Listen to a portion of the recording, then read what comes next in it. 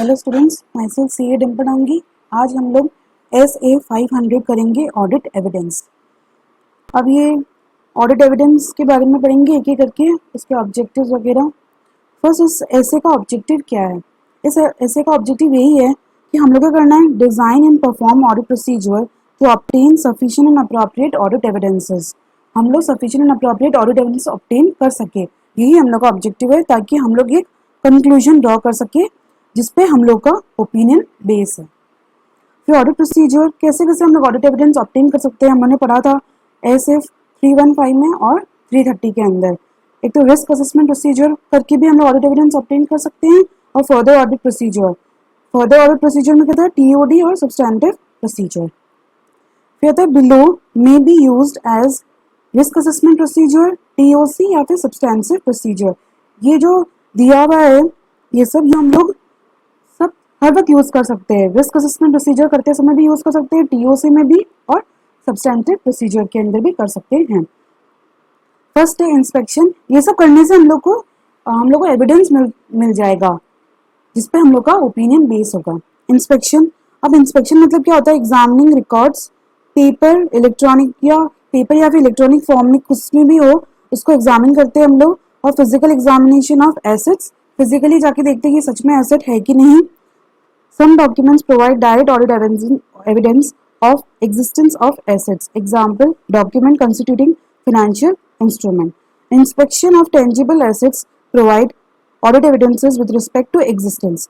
उसके existence के बारे में पता चलता है। हम लोग जैसे फिजिकल एग्जामिनेशन करते हैं assets का, तो हम लोग को पता चलता है कि हाँ ये asset तो सच में है, पर हम लोग को ये नहीं पता चल सकता कि ये किसकी प्रॉपर्टी है ये, but not rights and obligation.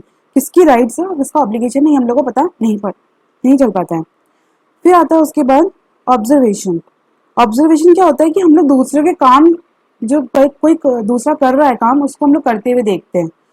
Observation, looking at the process और procedure perform by others. Like वो इन्वेंट्री अगर काउंटिंग चल रही है तो इन्वेंट्री पे जा देखेंगे हम लोग कैसे क्या इन्वेंट्री वो लोग काउंट कर रहे हैं, जिससे हम लोग को पता चल सकता है कि हाँ यहाँ पर इंटरनल कंट्रोल्स कैसे हैं, कैसे इन्वेंट्री को इधर से उधर ले जाया जा रहा है, किस तरह से इन्वेंट्री का कैलकुलेशन किया जा रहा है, कैसे कैलकुलेट कर रहे हैं, कैसे काउंट कर रहे हैं, और कैसे क्या, तो हम लोग को थोड़ा अंदाजा हो जाता है इंटरनल कंट्रोल्स के बारे में। रिकैलकुलेशन, मैं फिर से क्या करूँगी, ऑडिटर एज एन ऑडिटर मैं चेकिंग एरिथमेटिकल एक्यूरेसी, मैं देखूंगी एरिथमेटिकल एक्यूरेसी सही है नहीं है सही। मैं कैसे कर सकती हूँ, मैनुअली भी कर सकती हूँ, इलेक्ट्रॉनिकली भी, थ्रू कंप्यूटर भी मैं कर सकती हूँ। Reperformance, auditor independent execution of procedure originally performed as part of internal controls. मैं क्या करूँगी, रीपरफॉर्मेंस में खुद ट्राई करने का करूँगी, जो इंटरनल कंट्रोल्स ने पहले किया था वो मैं खुद ट्राई करने, जैसे कैलकुलेशन अगर इंटरनल कंट्रोल्स ने किया था, मैं ट्राई करूँगी कि मैं खुद करूँ एक बार, फिर क्या रिजल्ट आता है, क्या ये सही बताता है इंटरनल कंट्रोल्स या नहीं। एनालिटिकल प्रोसीजर परफॉर्म कर सकते हैं, रिलेशनशिप फाइंड आउट करके। Inquiry, seeking info of knowledgeable person within or outside entity, maybe formal written inquiries और informal oral inquiries। हम लोग को पूछताछ भी हम लोग कर सकते हैं किसी knowledgeable person से, outside within और outside the entity। written भी हो सकता है थ्रू, और या फिर informal orally भी हम लोग पूछ सकते हैं। information to be used as audit evidence, relevance, कितना relevant है। if purpose to test overstatement, अगर ओवर स्टेटमेंट टेस्ट हम लोग को पर्पस है हम लोग का regarding the existence of account payable, कहीं उसको बढ़ा तो नहीं दिया है अकाउंट पेबल को, तो हम लोग क्या करेंगे, टेस्टिंग रिकॉर्डेड अकाउंट पेबल का रिकॉर्डेड जो अमाउंट है उसको टेस्ट करना ज़्यादा रेलिवेंट रहेगा। पर अगर अंडर स्टेटमेंट ये लोग ने कर दिया है, तो हम लोग को अंडर स्टेटमेंट में रेलिवेंट क्या रहेगा, हम लोग को ये चेक करना कि सब्सिक्वेंट डिस्बर्समेंट कितना किया है, अनपेड इन्वॉइसेस कितने हैं, जिससे हम लोग को पता चल जाएगा कि हाँ अनपेड अगर इन्वॉइसेस मिल गए हम लोग को, तो ये भी अंडर स्टेटमेंट दिखाता है कि इन्होंने इसको एक्सक्लूड कर दिया है। सप्लायर स्टेटमेंट क्या है, मे बी रेलिवेंट, सप्लायर से कितना उधारी हम लोग का है और उन्होंने अगर शो नहीं किया तो ओवर अंडर स्टेटमेंट अगर किया तो हम लोग को पता चल जाएगा। फिर रिलायबिलिटी, रिलायबल कब रहता है ऑडिट एविडेंस, इंडिपेंडेंट सोर्स अगर मिल रहा है तो हम लोग ज़्यादा विश्वास करेंगे उस ऑडिट एविडेंस के ऊपर। इंक्रीज हो जाती है रिलायबिलिटी जब कंट्रोल्स क्या होते हैं, अफेक्टिव होते हैं, और ऑब्टेन हम लोगों ने डायरेक्टली किया है तो रिलायबिलिटी बहुत ज़्यादा होती है। और अगर डॉक्यूमेंट्री फॉर्म में है, पेपर या फिर इलेक्ट्रॉनिक, तो मोर रिलायबल रहता है देन ओरली। ओरिजिनल डॉक्यूमेंट अगर हम लोग को मिला है तो मोर रिलायबल रहेगा देन फोटोकॉपीज। फिर आता है कि हम लोग रिलायबिलिटी ऑफ इंफॉर्मेशन, हम लोग कभी कभी मैनेजमेंट एक्सपर्ट का भी यूज़ करते हैं वर्क को। तो उसमें क्या है, if when information to be used as audit evidences prepared using management expert, अगर हमने मैनेजमेंट एक्सपर्ट का यूज़ किया है वर्क को, तो हम लोग क्या करेंगे, उसकी तीन चीज़ें चेक करेंगे हम लोग। एक तो उसकी कंपेटेंस, कैपेबिलिटी एंड ऑब्जेक्टिविटी चेक करेंगे, सीसीओ चेक करेंगे हम लोग, मैंने शॉर्ट फॉर्म में लिखा है सीसीओ। फिर करना है अंडरस्टैंडिंग करना है उसके वर्क को कि वो कैसा, वो क्या काम वगैरह करता है, वो देखना है हम लोग को। और इवेल्युएट अप्रोप्रिएटनेस ऑफ दैट, और वो कितना अप्रोप्रिएट है उसका काम हम लोग के ऑडिट एविडेंसेस ऑब्टेन करने के लिए। तो ये तीन चीज़ें एक्सप्लेन की हुई डिटेल के अंदर। फिर आता है nature, time and extent of audit procedure, कितना ऑडिट प्रोसीजर हम लोग को अप्लाई करना है उसके वर्क के ऊपर, तो किस पे डिपेंड होगा, कितना nature and complexity of the matter involve, मतलब ऑफ हिज वर्क रिलेट्स, कितना उसकी कॉम्प्लेक्सिटी है जिसपे वो मैटर पे काम कर रहा है, कोई रिस्क और मटेरियल स्टेटमेंट तो नहीं है, मतलब कितना है रिस्क और मटेरियल स्टेटमेंट जो मैटर में मैनेजमेंट एक्सपर्ट का यूज़ कर रही हूँ उसमें। And availability of alternative sources, कोई ऑल्टरनेटिव सोर्सेज तो नहीं है मुझे मैनेजमेंट एक्सपर्ट के अलावा अगर मेरे को मिल सके उसी मैटर के ऊपर। वेदर, क्या मैनेजमेंट एक्सपर्ट को एंटिटी ने एम्प्लॉयड किया है, अगर एम्प्लॉयड किया है तो उसकी इंडिपेंडेंस से अफेक्ट होती है और मैनेजमेंट की एक्सपर्ट का जो काम है वो रिलायबल कम हो जाता है। Extend to which management exercises control, कितना कंट्रोल एक्सरसाइज करता है वो।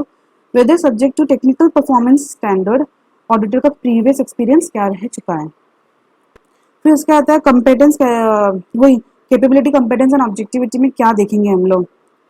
Information regarding CCO of management expert come from source, मुझे कैसे पता चलेगा कि उसका सीसीओ क्या है, तो मुझे एक पर्सनल एक्सपीरियंस से पता चलेगा, उससे अगर मैं डिस्कशन करूंगी with the expert, discussion with the others familiar, जो उससे फैमिलियर है उसके वर्क से, and knowledge of his qualification, published paper क्या है written by him, an auditor's expert who assists auditor in obtaining sufficient and appropriate audit evidences with respect to information produced by management expert। Auditor expert जिसने help किया है auditor को, जो management expert का काम है उससे sufficient and appropriate audit evidences इकट्ठा करने के लिए, तो ये वहां से भी हम लोग के पास आ सकता है कि कितना केपेबल है वो मैनेजमेंट का एक्सपर्ट। फिर आता अदर मैटर्स, और कभी कभी हम लोग को दूसरे matters, other matters relevant to evaluate, कभी कभी हम लोग को सीसीओ कहीं और से मिल जाता है। फर्स्ट है relevance of management expert competence to matter for which his work is, कितना मैनेजमेंट एक्सपर्ट कंपेटेंट है उससे ही पता चलता है। His competence with respect to relevant accounting requirement, assumption, जो वो जैसे एग्जाम्पल की जो अजाम्पशन ले रहा है वो as per applicable financial reporting framework के अकॉर्डिंग ले रहा है नहीं, कंसिस्टेंट है कि नहीं। Whether unexpected event, change in condition और audit evidence obtain indicate necessary to reconsider initial evaluation of CCO, उससे भी हम लोग को सीसीओ के बारे में पता चल जाता है। फिर आता है ऑब्जेक्टिविटी, ये हम लोग को मैनेजमेंट एक्सपर्ट का देखना पड़ेगा कि interest and relationship creating threat include, financial interest क्या है उसका, बिजनेस एंड पर्सनल रिलेशनशिप तो नहीं है एंटिटी के साथ। फिर प्रोविजन ऑफ अदर सर्विसेज, फिर मैंने बोला था कि आपको कि यहाँ पर ये कंपेटेंस सीसीओ चेक करने के बाद हम लोग को देखना पड़ेगा उसको अंडरस्टैंड करना पड़ेगा उसके वर्क को। तो अब understanding management expert work, aspect of management expert field relevant to auditor understanding include, expert field has area of speciality relevant to audit, इसके बारे में देखना पड़ेगा कि एरिया ऑफ स्पेशलिटी तो नहीं है उसके काम में, तो जो हम लोग के रेलिवेंट हो ऑडिट के लिए। Professional and regulatory and legal requirement क्या है, उस पर अप्लाई होते हैं कि नहीं। What assumption and method use करता है वो, generally accepted with in that expert field, and nature of internal external data use, क्या वो यूज करता है, इसके काम को हम लोग समझ रहे हैं।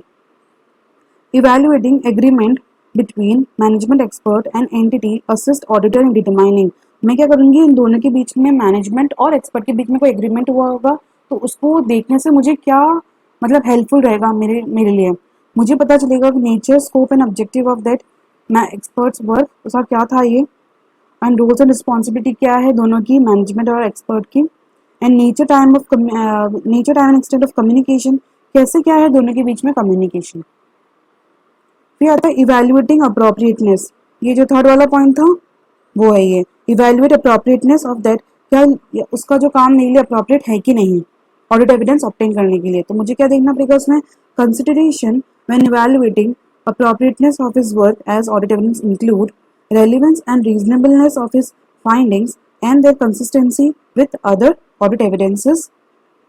If uses significant assumption, relevance and reasonableness of those assumption, and if uses source data, कितना relevant है source data, कितना रेलिवेंस एंड रीजनेबलनेस है उसके फाइंडिंग्स के अंदर, वो देखना पड़ेगा क्या वो कंसिस्टेंट है कि नहीं अदर ऑडिट एविडेंस के साथ।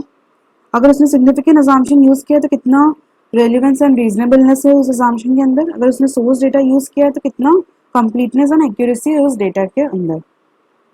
फिर कभी कभी मुझे इन्फॉर्मेशन मिल जाता है, एंटिटी के थ्रू भी इन्फॉर्मेशन मिलता है, तो फिर ऑडिटर एज एन ऑडिटर में क्या करूंगी, ऑडिटर इवेल्युएट करना पड़ेगा वेदर इन्फॉर्मेशन रिलायबल है कि नहीं, वो reliable information obtain audit evidence about, उस इंफॉर्मेशन के बारे में मुझे एक्यूरेसी एंड कंप्लीटनेस उसकी चेक करनी पड़ेगी, और whether information sufficiently precise, sufficiently है कि नहीं इंफॉर्मेशन। फिर means available to auditor for selecting item for testing, कैसे वो ऑडिट एविडेंस ऑब्टेन करना होगा उसको, तो वो सब तो चेक नहीं कर सकता, उसे कभी कभी सिलेक्शन भी करना पड़ता है, आइटम्स को सिलेक्ट करना पड़ता है टेस्टिंग के लिए। तो कहीं कहीं वो 100% सिलेक्शन कर लेता है और टेस्टिंग कर लेता है, कहीं कहीं पे पॉसिबिलिटी से नहीं रहती है कि इम्पॉसिबल रहता है कि हम 100% चेक कर पाए, तो कहीं कहीं वो सेलेक्टिव चेकिंग भी करता है और कहीं कहीं ऑडिट सैम्पलिंग भी वो करता है। तो वो सेलेक्टिंग ऑल आइटम्स में यहाँ पर 100% वो चेकिंग करेगा। 100% examination unlikely in case of TOC, TOC का वो 100% एग्जामिनेशन कभी कर नहीं सकते, बट टीओडी का कॉमन है। 100% एग्जामिनेशन अप्रोप्रिएट व्हेन, 100% एग्जामिनेशन हम लोग कब कर सकते हैं, जब पॉपुलेशन क्या होती है, स्मॉल होती है, पर number of large value items. फिर आता है सिग्निफिकेंट, जहाँ पर उसको लगता है कि सिग्निफिकेंट रिस्क है तो वहाँ वो चाहेगा कि मैं 100% ही चेकिंग करूँ। रिपीटेटिव नेचर ऑफ कैलकुलेशन है तो वहाँ पर वो 100% कर लेगा, थ्रू कंप्यूटर वगैरह से वो चेकिंग कर लेगा। फिर आता है सिलेक्टिंग, यहाँ स्पेसिफिक आइटम्स को ही चेक कर रहा है, सबको नहीं चेक कर रहा है वो। Specific item includes high value item, उसने सोच लिया कि मैं जो जो हाई वैल्यू आइटम होगा उसको मैं चेक कर लूंगा। और एग्जाम्पल, जब उसको लगता है कि सस्पिशियस है किसी उस पर तो वो उसको चेक करेगा, और ज़्यादा उसको लगता है कि रिस्क बहुत ज़्यादा है तो उसको भी चेक करेगा। All items over certain amount, जैसे 5 लाख के ऊपर मैं सबको सब सेल्स को मैं चेक करूंगी, तो ऐसा वो all items over certain amounts.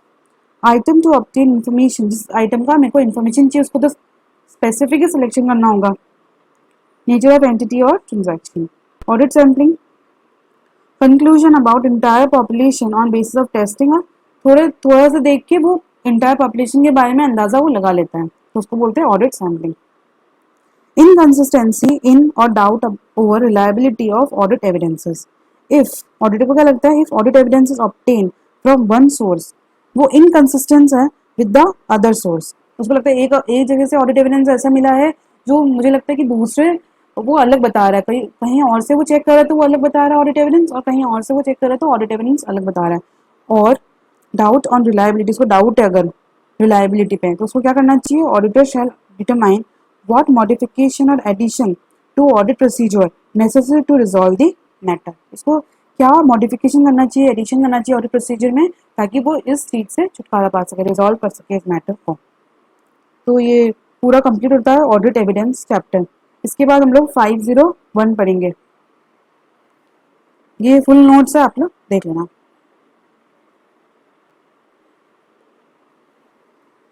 Thank